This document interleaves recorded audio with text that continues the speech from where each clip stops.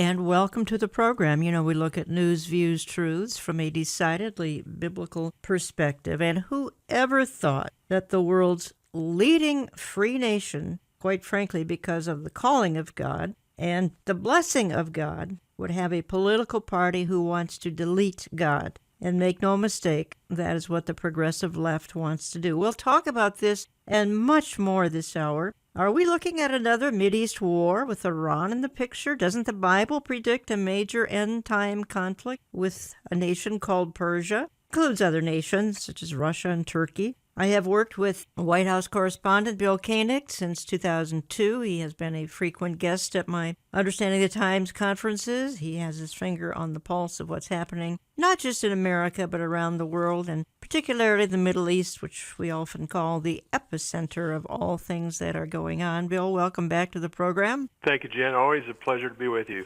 I think America recently is divided into two categories, and you actually write about this: people who fear God versus people who hate God. And the progressive left can think of only one thing: dethroning God so that government can be God. And, you know, you've been in Washington 20 years, and you've seen this evolve. Am I right? Absolutely. It is absolutely amazing how fast things have accelerated over the 8 years of Obama. And then since Obama and President Trump taking over with his evangelical support, it seems like the enemy wants to do everything they can to attack the evangelical enemy that supports President Trump, and this is all part of it, Jan. But yeah, this slippery slope has been getting worse and worse and worse over time, and now it's at an accelerated pace, just as that clip just mentioned. It is unbelievable, what we just heard. Yeah, it is unbelievable in its speed as well. And you and I are frank, Bill, that we have a president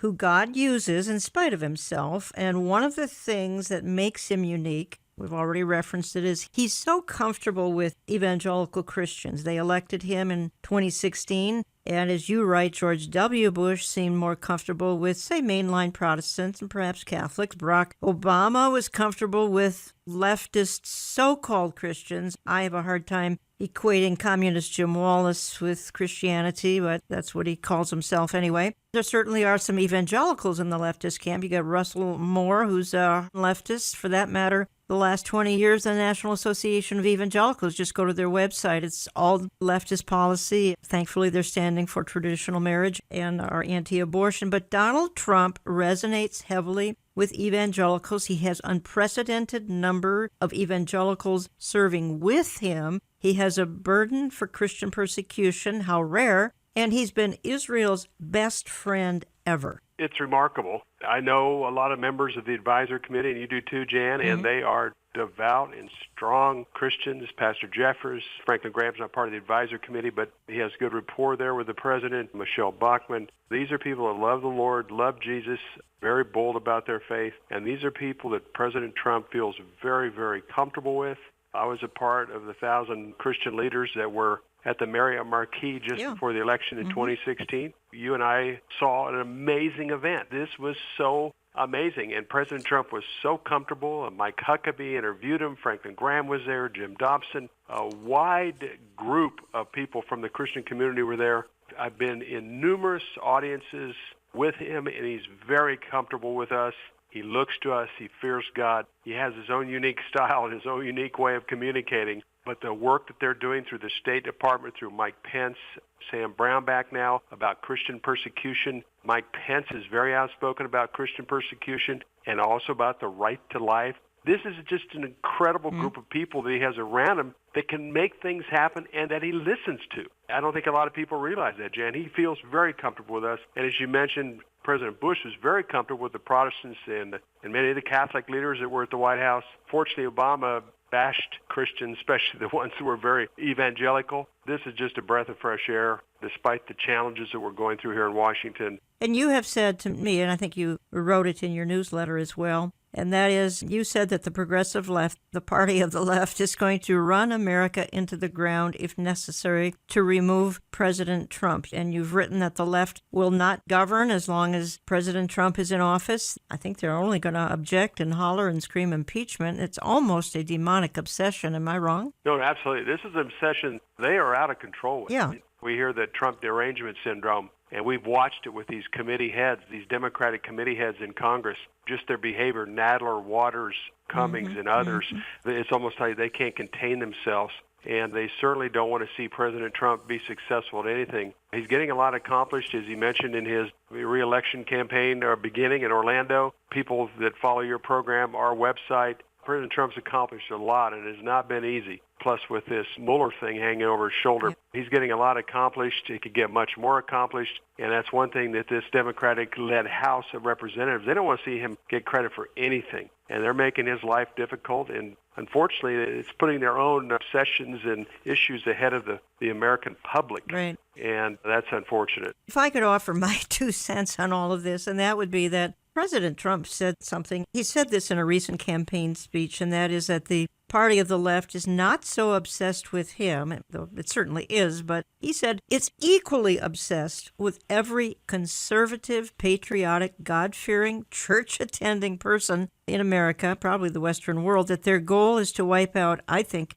this is my opinion, their goal is to wipe out every person who does not embrace a radical agenda, LGBTQ, heavily this transgender nonsense, use any bathroom you want, destroy every unplanned baby, let every boy participate in women's sports, dictate what can be spoken from every church pulpit. These are the people, if we oppose any of this, that are in the crosshairs just as much as the president is in. And this is why pro-family leaders and other Christian leaders are warning that no one who embraces faith and traditional values is now safe in America or anywhere else. Certainly, I mean, look at Canada. They're not safe there either. I think they may be ahead of America. And my conclusion, Bill Koenig, is that we're in an Isaiah 5:20 generation, a 2 Timothy 3 generation. Right now, evil is celebrating. Righteousness exists only to be attacked. And if you love your country, you're an aberration that must be driven underground and laws passed to silence you. And I have a frequent saying, I never thought I'd see the day, and I never thought I'd see this day. No, absolutely, Jan. I think about that every once in a while.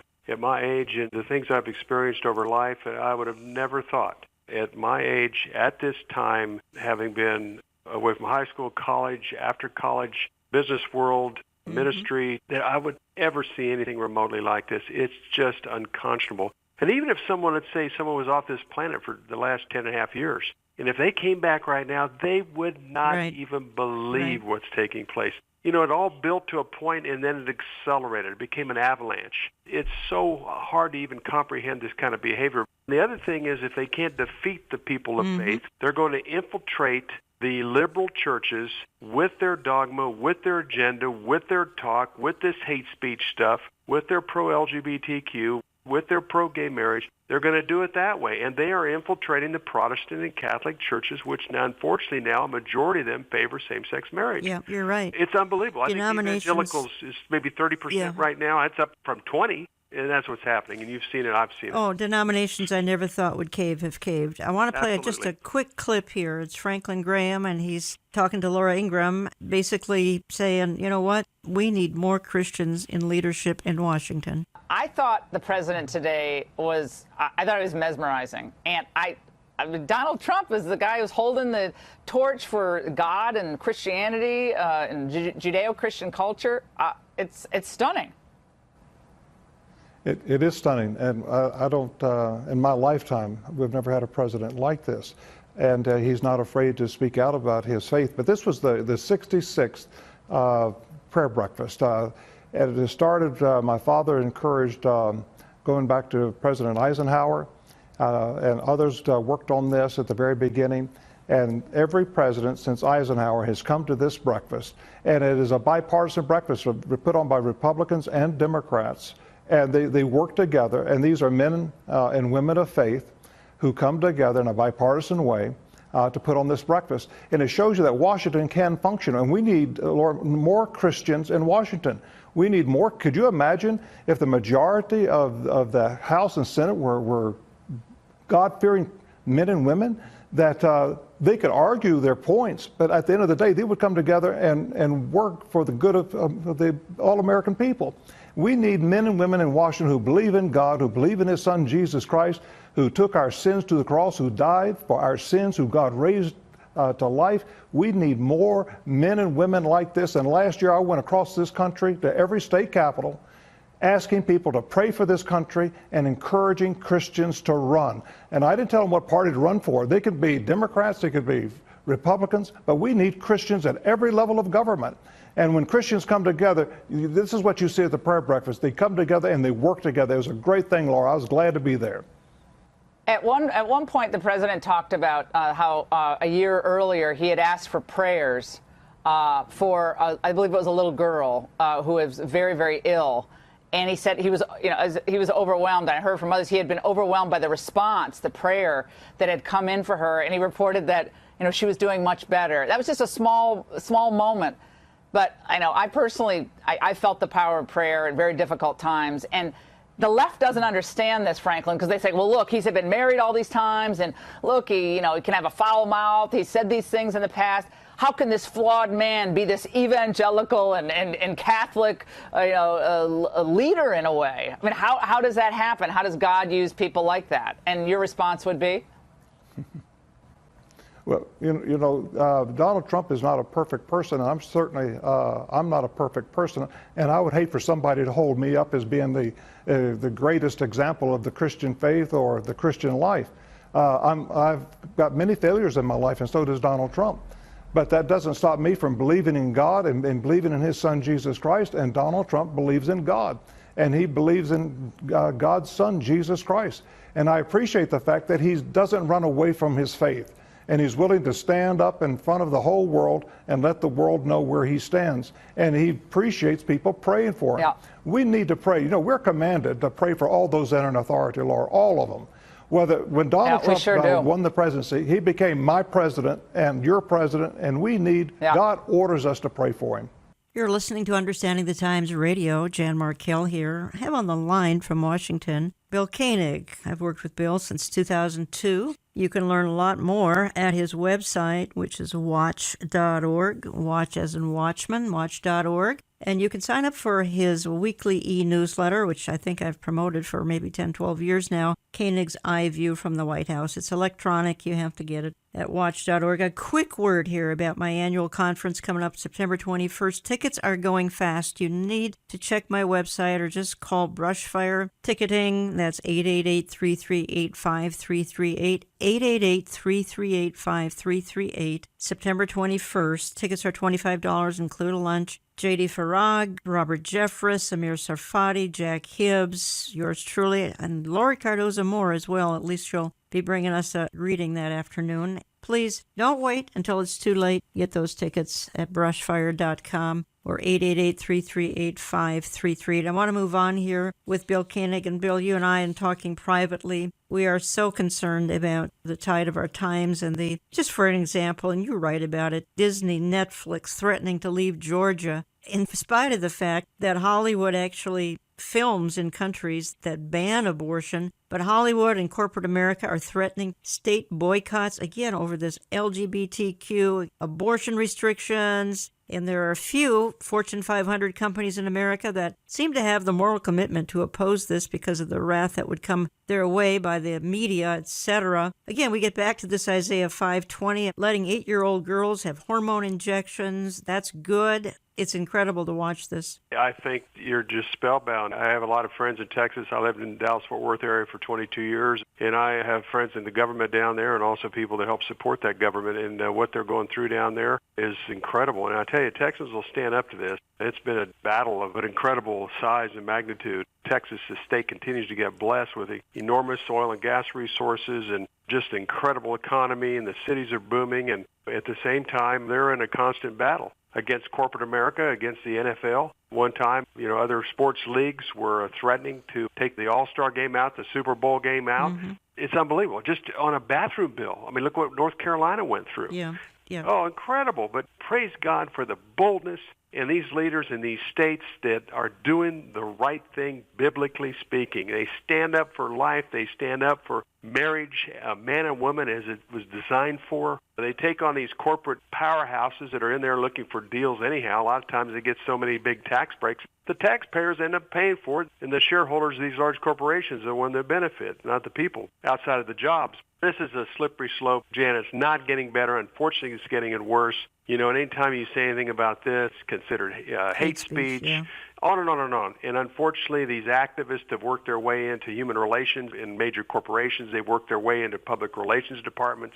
Obama and Kerry had 250 LGBT activists within their administration, and a lot of these people are now working for corporate America. It's just another facet of, I can't believe this is happening, but unfortunately it is. And one of these days, I think, just like in Noah's day, God said enough. I think he's going to say enough here any day as well. And he's going to he's going to remove the church in what's called the rapture of the church. He's going to leave evil mankind on their own, take the church home. And I want to read just 2 paragraphs from your associate, Bill Wilson, because I'm not quite finished with Washington yet. Bill Koenig has been working out of Washington for 20 years. He serves in the White House press corps, which that in itself is a challenge since most of those are on the far left. And once we get to talking about the media, we learn that 90 to probably even 95% of the media is hard left. But here's what Bill Wilson writes, and he's one of the writers for Bill Koenig. And Bill says this. I'm only reading 2 paragraphs. I'll do it real quickly here. He says 3 players in the Russian influence con were former FBI Director James Comey, former CIA Director John Brennan, and former National Intelligence Director James Clapper. They are all master manipulators, deep state intel veterans. Comey, Brennan, and Clapper were appointed by Barack Obama. All 3 also were connected to the George W. Bush administration. Recall that after the 2016 election, the New York Post reported that the outgoing president was establishing a shadow government to maintain power through a series of nonprofits, government insiders, and appointed judges in the court system. Most know that these 3 actors were intimately involved in trying to take down the newly elected president. What you may not have known is the shocking revelation of these perilous times. And then the last paragraph I'm reading by Bill Wilson, who writes for Koenig's International News. He says, Washington Times columnist Robert Knight and author Diana West have revealed a legitimate communist concern surrounding these men. Knight reports that West, in her book, The Red Thread, documents that Brennan and Comey are communists. West documents Brennan's September 16, 2016, admission of voting for the Communist Party in 1976, that's in the U.S., during testimony before the Congressional Black Caucus Foundation. Knight reports that Comey admitted identifying as a communist when he was a young man and still reveres Marxist theologian Reinhold Niebuhr as his spiritual lodestar. Clapper told the House Intelligence Committee in 2011 that the terrorist sponsoring Muslim Brotherhood was just secular and that it had no overarching agenda. So, Bill, and this is written by Bill Wilson, one of your colleagues, actually Curtis Bowers referenced this as well, but I think your average person has no idea that the person leading this bogus campaign against the president, James Comey, background as a communist. Maybe he is still today. I don't know. That's what's interesting. Bill did a great job there of pulling that out from very, very credible sources as well as his own insight, which is excellent. What's happening, and I think that's part of the reason the Dems have come against Trump so harshly and hard, is because they're doing everything they can to continue with their attack, because this stuff is going to surface. I mean, it's beginning to surface. Attorney General Barr and some of the people he's put in place and some of the other reports are going to be coming soon. And the U.S. Attorney from Connecticut that's in charge of the investigation. I mean, he's bringing an A-team in of guys that are going to get to the bottom of this. Mm-hmm. So those people you mentioned, a lot of this is going to be exposed. Hopefully a lot. And I think that's really the number one motivation of the Democratic Party, to continue through their media, which they control 90-95% of the media, to keep the attack on Trump on the front page of the newspaper, where this other stuff just won't get the press and coverage and light that it deserves. I want to transition into the media, and you're certainly a member of the media, and you've told me 90% at least are hardcore left. I'd certainly like to know what's in the drinking water at these journalism schools that they crank out one Marxist after another, anti-American, anti-Christian, anti-God, anti-righteousness, anti-flag, anti-patriotism. That's what they're cranking out in these journalism schools. I just want to play a clip here. It's Mark Levin. And then I want to address you, Bill, on the media. I want to quote you as well out of your newsletter, because I think you've written some brilliant paragraphs here. But here, Mark Levin, in his new book about the media, he says, look, free press is destroyed. You and I and my listening audience is an enemy of the press. More Americans are worried about fake news than terrorism. That's the part of this clip you may not hear. That's kind of a lead-in before we get to Mark's comments. More Americans are worried about fake news than they are terrorism. Just about everybody I know has turned television off because it's intolerable. Let's just play that clip. Great one. First of all, there's a reason all your books go to #1, because they're full of substance. And I read it cover to cover, and I read your book, I look at this Pew Research poll, and I look at a president that has taken on this corrupt media and 2+ years of lying conspiracies and a hoax, how could anyone trust them? Well, you know, Sean, I'll tell you why I wrote this book. Because the media won't self-police. There's no circumspection. There's no reconsideration. There's no shame. And there are really no standards left. So it's up to we, the people, to take a look at the media, since the media won't look at themselves. That wasn't always the case. I wrote down a few things here, problems with most of the mass media today. Notice I don't call them the free press, because they don't even understand what a free press is supposed to be or the history of a press, because they're destroying a free press. They commingle news and opinion. Pseudo-events. They manufacture events. We spent 3 days talking about the word nasty. How preposterous. They push propaganda for the progressive ideology. AOC is famous not because she's smart, not because she's profound, not because she's accomplished anything, but because they want to promote her and her agenda. Social activism, climate change. Is there any individual at CNN or MSNBC in their newsrooms who don't push climate change? There's no diversity of intellectual thought in these newsrooms. None. They've abandoned the pursuit of objectivity for social activism, progressivism, and the Democrat Party agenda. And they promote that agenda day in and day out. In fact, they lead it. The reason we talk about impeachment today is not because the president committed any impeachable offenses. It's because the media and the Democrat Party want to remove him. The reason we spent 2.5 years talking about collusion with Russia, a manufactured story, a pseudo-fake event, as the president calls it, not because there was any evidence, but because this is what the media was pushing day in and day out. They are not defending the right on the First Amendment of freedom of the press. What is the purpose of freedom of the press? Why is it in the First Amendment? It's not in the First Amendment because of CNN or MSNBC or their corporate ownership or any specific so-called journalist.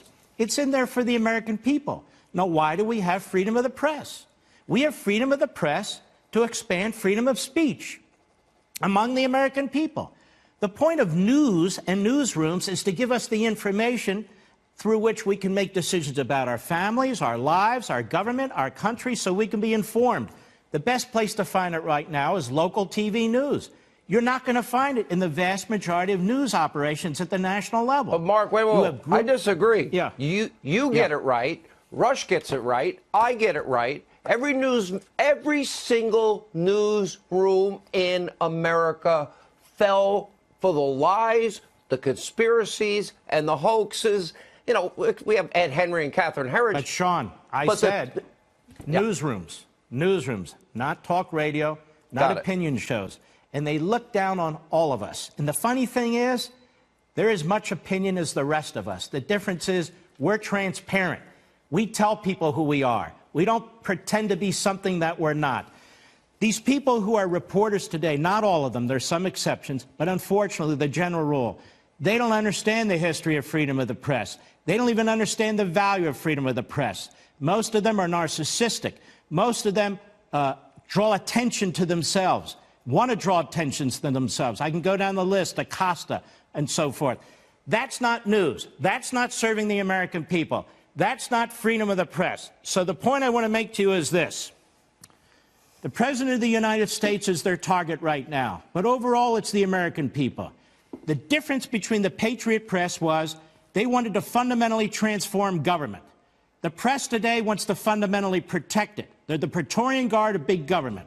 And if you're somebody from the outside and you want to challenge it, if you're somebody from the outside and you want to limit it, cut it, rearrange it, you're the enemy of the press. And then Rush Limbaugh says, objective journalism is dead. Today's leftist news media are activist hacks working relentlessly to destroy conservatism, to literally eliminate it and the people who live and believe in it. Everywhere they can, they want to bury it and us. Bill, we probably have to get to this on the other side of my break in a minute, and then let's pick it up again. How did the media deteriorate to this? Mark did a great job in his book, and I'll mention a couple things he mentioned. And just the other thing on our side is secular humanism. I mean, this is a secular humanistic, human manifesto type approach.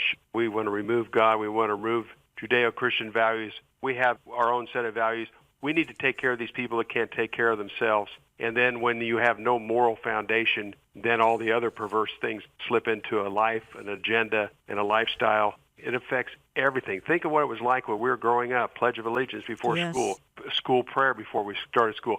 We didn't have problems in schools. We didn't have problems in our communities. We didn't have problems in our homes. Over time, it's manifested into this disease, and now this national disease that we have. And those people, unfortunately, the media in the Democratic Party are in lockstep. That's about 90%. I'm having trouble finding the 10% conservatives, but it's about 90, 95%, somewhere in that range, Jan. But this is a formidable foe. The old saying is you don't want to argue with someone that buys their ink by the gallon. Trump has taken them on, and thank God for Twitter and other social networks. Otherwise, this wouldn't be getting out at all. Fox is about the only source. I want to quote you. We'll have to do it on the other side. I've got to take a midpoint in the program break here. When I get back, I want to quote you on what you've written about the media, because I think it sums it up. And you're even questioning what on earth is going on with Fox News, and so am I. I've turned them off the last year or so. Also want to get into another topic when we get back, and that is, you and I have said many times that we're in an age, perhaps the most significant breaking news ever, as it relates to issues of the last days, with the least amount of interest in this topic. Why? And why the mocking and the scoffing about the good news that the King is coming? We'll get to that, folks, when I come back in just a minute. Don't go away. We love hearing from you. If we have impacted your life, write us through our website, olivetreeviews.org. That's olivetreeviews.org. Call us Central Time at 763-559-4444. That's 763-559-4444. You can reach us by mail by writing Jan Markell and Olive Tree Ministries, Box 1452, Maple Grove, Minnesota, 55311. That's Box 1452, Maple Grove, Minnesota, 55311. More with Jan and Bill in a moment. It is now on the horizon. Understanding the Times 2019, Saturday, September 21st. Tickets will go on sale June 1st. They are general admission only and are $25, but include a lunch. After June 1st, we're asking that you call the Brush Fire Agency at 888-338-5338 or sign up online at brushfire.com. That number again is 888-338-5338 after June 1st. We are featuring 6 speakers, and we begin at 8:45 a.m. Church doors open at 7 a.m. And the location is again Grace Church in Eden Prairie, Minnesota, just outside of Minneapolis. Consult our website for hotel information. Our speakers include Dr. Robert Jeffress. These signs that have been around for a long time, they are increasing in frequency and intensity. I think something big's about to happen. I believe we're in the last days. I believe the Lord is going to return. Amir Sarfati. And at the last trumpet, we're going to be out of here. There will be certain events around the world, and there will be the last trumpet, and we don't know the day, and we don't know the hour, but we understand the times and the seasons. Pastor J.D. Farag. Because there's coming a time, and I believe it's very soon, when that trumpet's going to sound and everything here matters no more. I mean, shouldn't that affect us, the way we live our lives? Pastor Jack Hibbs. And he's not only spoken to us in his word, he is speaking to us right now in world events. He's requiring you and I to take what we're seeing in the world and match it up against the Word of God. And Jan Markell. I believe that the world is longing for a man with a plan, for a Mr. Fix-It. It says down at the bottom of here, is there a leader who can stop the chaos? We will also have a greeting from Lori Cardoza Moore from Proclaiming Justice to the Nations. The event will be live streamed at no cost. Again, that's Saturday, September 21, just outside of Minneapolis. We invite all remnant believers to better understand the times and become watchmen on the wall. Make friends for life at this annual conference. Learn why things aren't falling apart, they are falling into place.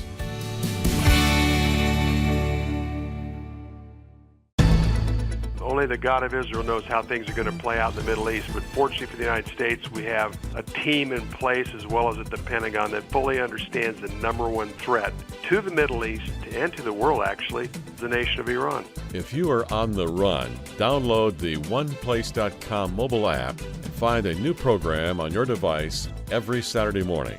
Programming is also posted to our YouTube channel under Jan Markell, to our website, and to oneplace.com Saturday morning. Please pray for this radio outreach that travels around the world weekly. We air on almost 850 radio stations, as well as our podcasting and YouTube audience. We are trying to affect lives for eternity. Now back to Jan and Bill Koenig. Could it be that President Trump right now has been sort of raised for such a time as this, just like Queen Esther, to help save the Jewish people from an Iranian menace? As a Christian, I certainly believe that's possible. And he's talking about God when it comes to Israel. I'm confident that the Lord is at work here. Pompeo also receives criticism for injecting his faith into the equation. O God, our Father, thou searcher of men's hearts, help us to draw near to thee in sincerity and truth. May our religion be filled with gladness, and may our worship of thee be natural. There is nothing wrong with a cabinet official, a government official, when asked to talk about their own personal belief system. What is wrong is for him to apply, as he appeared to do, those Christian values, those specifically evangelical Christian values, to the task of foreign policy. But for Pompeo, his worldview is informed by his faith. There's no separating the two. It's who he is. Your faith has informed your views clearly, and not only that, but you're not shy to talk about it. And I'm wondering about how that really manifests in your life. So, of course, my mission as a Secretary of State, the thing I raised my right hand to do, I swore to support and defend the Constitution of the United States, and I've done that now a handful of times. First as a soldier, then as a member of Congress, then as the director of the CIA, now as Secretary of State. But in each of those missions, the task that I have is informed by my understanding of my faith, my belief in Jesus Christ as the Savior. I think that makes a real difference, and so I want people to know. It's why I talk about it from time to time. I want folks to know the perspective that I am bringing to the challenges and the job that I face, and it also requires me to try and hold myself to the standards that Christians hold themselves out for. It's not an easy task. From North Korea to Iran and everything in between, he's the key man. But Pompeo, who loves Revolutionary War history, is determined to forge ahead in both the diplomatic and spiritual battlefields ahead. David Brody, CBN News. And you heard a critic there of Mike Pompeo saying, oh my, how horrible that somebody like Secretary of State Mike Pompeo might apply Christian values to foreign policy. Those are some of the things we've been talking about for the first part of Understanding the Times Radio, and that is President Trump has Christians, Christian-friendly people serving in the administration. The party of the left, and for that matter, the media, all sorts of movers and shakers, the deep state people in Washington are just simply horrified by the concept of God. They want to delete God from the country. They want to delete godly principles from the country. They want us to celebrate nothing but diversity, values that any Christian can only run from because they're fulfilling the Isaiah 5:20, good being called evil, evil being called good, and they're an indication that many in America and the Western world have been given over to a Romans 1 mentality, depravity. Talking to Bill Koenig for the hour. I'm not quite finished with the media yet, and you say this. CNN is a media disaster in their continued spewing of vitriol toward conservatives. I haven't seen Wolf Blitzer smile in 15 years. He's a big part of the problem, along with the other cast of characters. Homosexual TV personalities Anderson Cooper, Don Lemon. Then you say, the other networks are equally bad in their distorted coverage of conservatives. MSNBC's top host, Rachel Maddow, is a lesbian. The LGBT agenda is one of their main agenda items. Joe Scarborough, Mika Brzezinski, along with their media guests, can't contain their angst against President Trump. And then you conclude, I'm at least cutting it off here, Fox News is filling their ranks with gay personalities. Shepard Smith and Fox News contributor Guy Benson are homosexual, and Fox News contributor Tammy Bruce is a lesbian. Most members of the 5 personalities are on record as favoring same-sex marriage. Fox's Steve Hilton asked President Trump if he would have a problem with Democrat presidential candidate Pete Buttigieg being on stage with his husband. The president said he wouldn't mind. The LGBT activists are going to keep at this in an attempt to isolate the president from his Christian base. I thought that was a good, quick summary, at least of some cable news. Yeah, where's our perspective in that? Where is our Judeo-Christian values? Where is the respect or tolerance for our views? And that's unfortunately what has happened with these cable networks that you've mentioned. These people have made a determination on how they want to run their life. At the same time, they're not tolerant of our beliefs and our values. And they say we're not tolerant. Well, they're not tolerant of the way we believe, the way we were brought up, the Judeo-Christian values that dictate our lives. And that's the big problem, Jan. I mean, people have the right to have their own beliefs. Unfortunately, they don't have a personal, intimate relationship with our Savior, the Lord Jesus Christ, and that's all we can pray for. There's nothing new under the sun, as Solomon spoke of in Ecclesiastes. We're living in that Isaiah 5:20 time when evil's considered good and good's considered evil. Things are out of order. They're out of order because we're moving away from our Judeo-Christian values and our foundation that built and created this wonderful country. Bill, I want to talk for just a minute here. You and I monitor events as they relate to the Bible, literally on a daily basis. Folks, you can read headlines on my website, olivetreeviews.org, headlines and articles that are posted daily that will help give you insight from a biblical perspective on the issues of the day. Same with Bill Koenig's website. Bill is my guest for the hour. His website is watch.org, and you can get his e-newsletter, Koenig's Eye View from the White House, to help you understand these times. But I went out of that segment, one saying, and you and I say all the time, we are in an age of the most significant breaking news, at least as it relates to the issues of the last days, with the least amount of interest in this topic. Give me your feedback on that and the fact that you and I have talked a lot about 100 million people in various churches believe in replacement theology. Talk to me about this for a minute. It amazes me that we literally are living in the most important time in biblical and prophetic history with the least amount of interest in the church.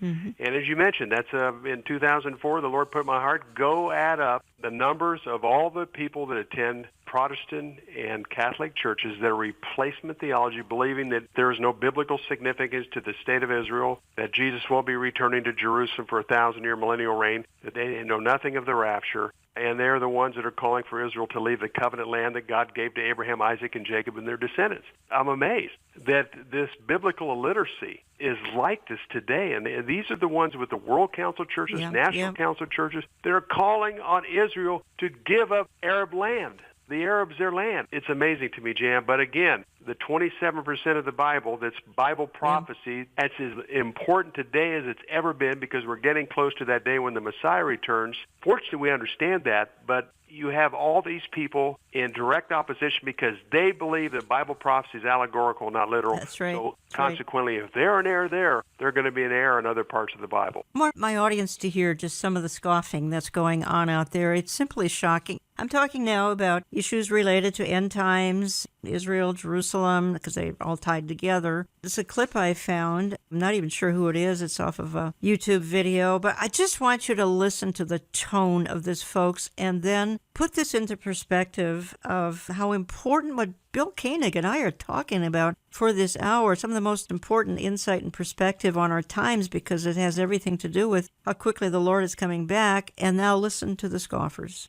I've told you before about the evangelical support for Israel being very heavily driven by the belief that by supporting Israel, the second coming of Jesus Christ will happen. And depending on your flavor of Christianity, this will bring about the rapture or the apocalypse or the end times or the end of the world, whichever lovely phrase your sect attributes to that event. I've also told you before about outrageous Fox News host Jeanine Pirro, who was at some point a judge somewhere, really scary to think about. And she combined her insanity with the evangelical insanity around Israel in one lovely segment where she praised Donald Trump's decision to move the embassy that the United States has in Israel from Tel Aviv to Jerusalem as the fulfillment of a biblical prophecy. Listen to Jeanine Pirro here, just gushing about how great Donald Trump is. Donald Trump sent Iranians who are the descendants of Persia a message to reflect on their own history. Right. And that it was the king of Persia who 1,000 years before Mohammed was even born, that said Jerusalem was the capital of the Jewish people's country. Crucial. There will be no Ottoman empires or Shia nations that will destroy Jerusalem any longer. Donald Trump recognized history. He, like King Cyrus before him, fulfilled the biblical prophecy of the gods worshipped by Jews, Christians, and yes, Muslims, that Jerusalem is the eternal capital of the Jewish state, and that the Jewish people finally deserve a righteous, free, and sovereign Israel. I noticed she has that same weird pronunciation of Jerusalem that Trump had in that video, where it wasn't clear whether he was trying to eat his tongue or maybe had a denture issue. I wonder if maybe it's like having veneers that are too big or something like that. It's a weird. Did you notice that, Pat? Yeah. It's a weird thing that's going on Maybe there. it's connected to being a Trump supporter in some way. I don't Although know. it would be hard to draw that line exactly. Yeah, hard to parse it out. How is this news? Like, how does this count as news analysis? These are quite literally the rantings of a disjointed and ignorant person. And I wonder, like, do they know that this is the biblical prophecy that ends with the destruction of life or the rapture? I know some of them know that and love it. Like, they think that's the greatest thing, nothing better than the rapture. But I think that that's part of the story that some of these people are missing. And the other just laughable thing that shows you how transparently devoid of any meaning all of this nonsense is that in reality, the relocation of an embassy doesn't have anything to do with biblical prophecy, right? Like, Jerusalem as the real and enduring capital of Israel either is or is not. But a nearly obese 71-year-old president saying that we're moving a building from one city to another, that doesn't materially change the biblical meaning of what's going on. And that's what's sort of truly beneath evangelical support for Israel. It's this nonsense where more than 50% of American evangelical Christians believe literally that Israel is a requirement for the rapture or Armageddon or the apocalypse, call it what you want, the end of the world. They want that, right? And they see Jerusalem as ground zero for that. And it is really important to understand this. When you hear about the political support that Israel gets from the right, Bill Koenig, 2 Peter 3 screams at me about the mocking and the scoffing going on. I'm sure it does you as well. Those guys are so clueless. Where do you begin? Yeah, where do you begin? I know. But they're indicative of what's out there. Oh, it's a great example, Jan. And no connection of the dots. Their level of understanding is so inadequate.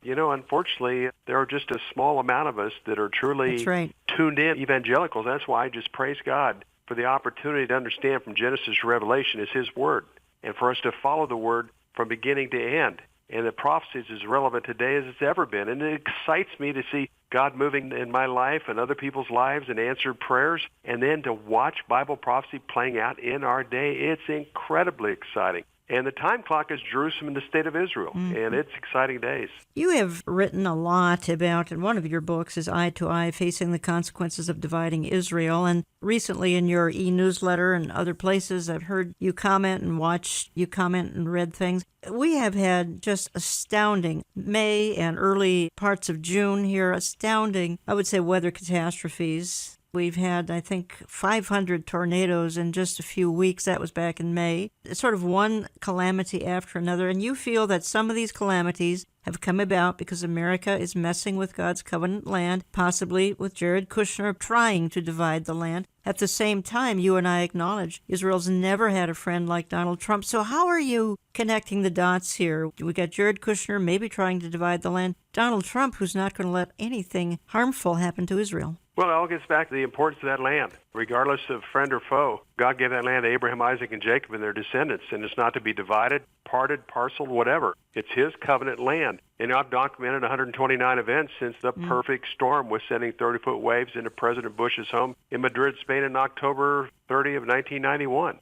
I've noticed in my studies and history of documenting all these events, when we've had Midwestern floods, that's been the period of the most active effort in the peace process. There's been 5 different summers over the last 27 years that there has been massive flooding. And at the very time our White House administrations were very active in the peace process at that time. This last month, the month of May, had 500 tornadoes, record floods, record storms, And Kushner was very active. He was in Jerusalem. He was in Brussels. He was having meetings with Middle East leaders in preparation for the January 25-26 conference in Bahrain.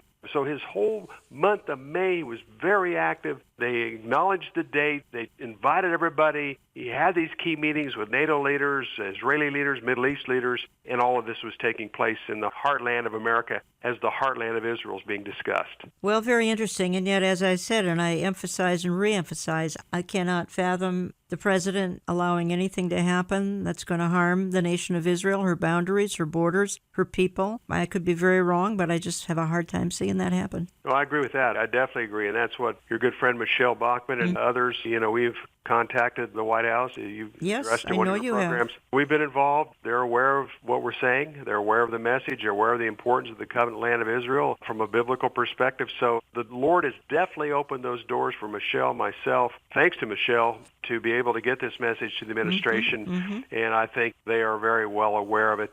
Partially, it's interesting, is they were going to do the economic and political at the same time, the political being the land, and they decided to kind of break it into two parts, starting with the economic, and the political has been delayed again because there is not a government in Israel, so that possibly will be November. But we continue to say, please, do not give up the biblical heartland of Israel, which is Judea and Samaria, for an Arab state. Please do not, because there will be consequences, as there have been since 1991, and even before that. I want to hit Iran, too, here before our time runs out. But before I head in that direction, just give me your perspective on the candidates on the left for the 2020 election, because obviously Campaign 2020 is in full gear. President Trump kicked his off a week or so ago. The left has been on the march here for 6 months practically. Give me your thoughts. Not a lot of substance.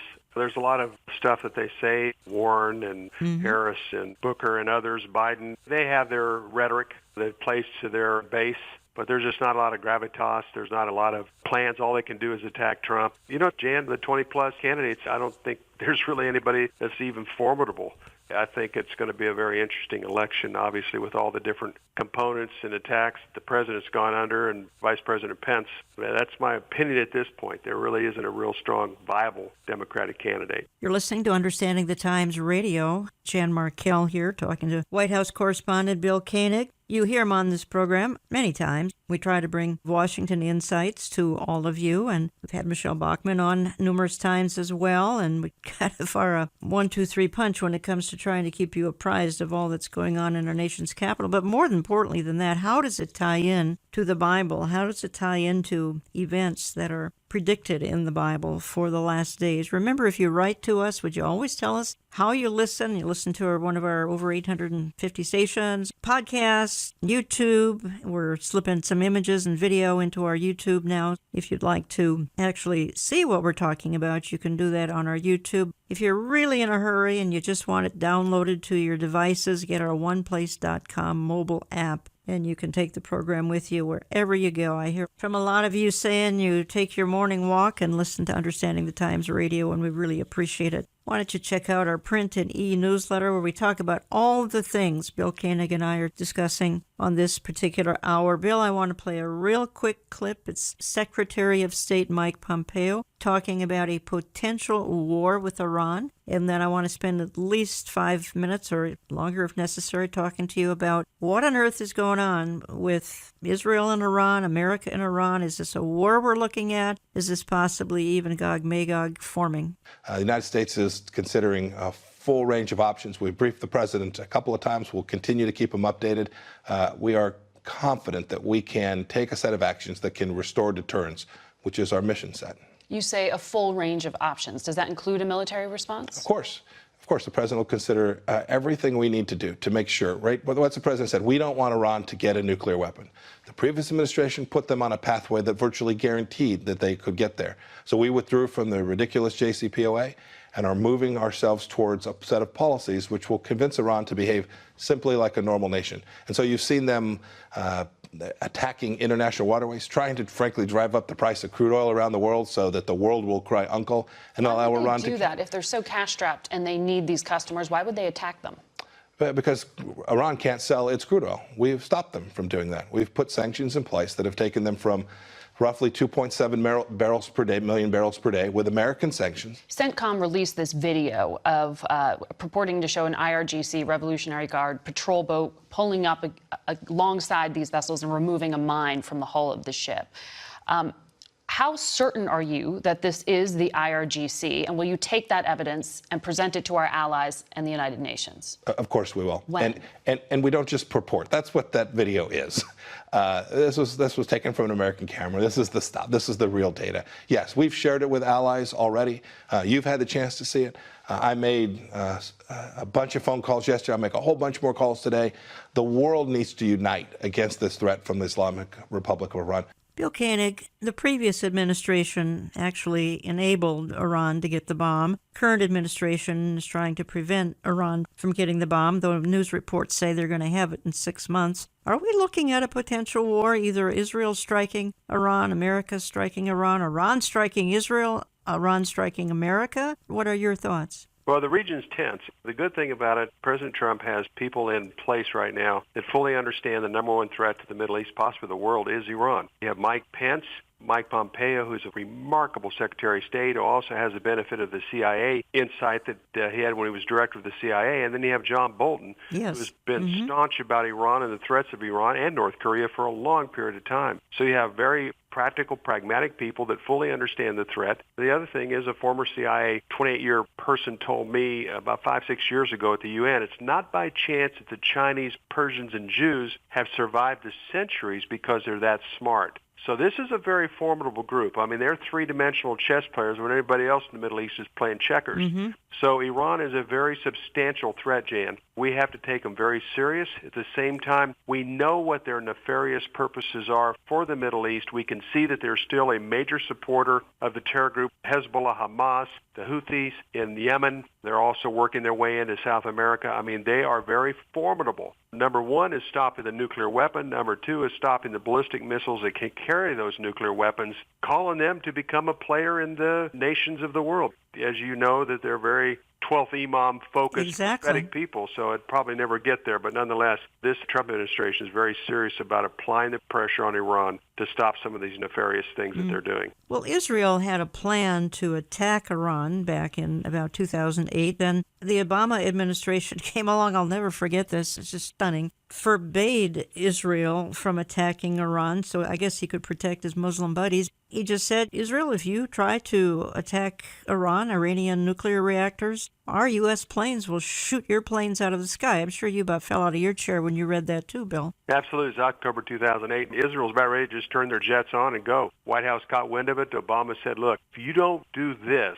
we will promise you we will start pushing for sanctions right after the election in 2009. And Netanyahu was all but ready to go and were stopped by Obama at that point, and then it ended up working this way into this agreement that the Trump administration is not favoring. Wouldn't now be the time? Now Israel has the most friendly U.S. president in its 71-year history. Israel has the needed weaponry. At the same time, it would not be like the 1981 strike on the Iraqi nuclear reactor. Wouldn't now be sort of the ideal time for Israel to do this, to make some kind of a strike? Yes, for two reasons. Number one is the situation with the Hezbollah on their northern border is getting much worse. Number two is Iran is developing some weaponry in Lebanon. They're also bringing it in that Israel continues to take out with aircraft. That continues to be an issue and a problem. They also bought a lot of stealth jets from us. They can give them a lot of different capabilities that they didn't have before. Their 2008 plan was brilliant. It was all kinds of things, cyber, localized EMP, bringing jets in from Kyrgyzstan. And you have an administration right now. Two things. This administration could benefit a lot with what Israel's already done in preparation for that inevitable attack on Iran. Very likely the fulfillment of Jeremiah 49:35 through 39 that speaks of Elam, which is modern-day Iran. So this would be a formidable Israel-United States cooperation in the event to deal with this enemy that the leadership of Iran continues to talk about, the wiping out of the little Satan which is Israel, and the big Satan, which is the United States. They are bent on determined to wipe out Israel, and no one knows it better than Israel, and they must do something as well. And one other quick note here, Jan, the Saudis are petrified of a nuclear Iran because they believe Israel would be the first to be hit, and they would be the second to be hit, and they need to be prepared as well. And that's another reason the Saudis are looking to the United States and Israel to be assistance to them. Well, and Iran is waiting for the Mahdi. You called him the 12th Imam, same thing, the Mahdi. Islamic Mahdi, the Islamic Messiah, and I think they believe that chaos will welcome the Mahdi, so I think they'd love to create chaos, which is unthinkable, Bill, if you're thinking of nuclear weaponry dropped on innocent people just to bring in their Mahdi, but these people are capable of doing that. Yeah, that was the big talk, Jan, during Obama's time in office, the 12th Imam of the Mahdi. We haven't heard a lot about it lately, but we know that the supreme leaders of Iran are very prophetic when it comes to that, which you just discussed. And I would imagine it's as much so than ever before. They just aren't addressing it or mentioning that. Only the God of Israel knows how things are going to play out in the Middle East. But fortunately for the United States, we have a team in place as well as at the Pentagon that fully understands the number one threat to the Middle East and to the world, actually, the nation of Iran. If you'd like to learn more, folks, visit Bill's website, watch.org. Sign up for his Koenig's Eye View from the White House e-newsletter. He's got 2 books he's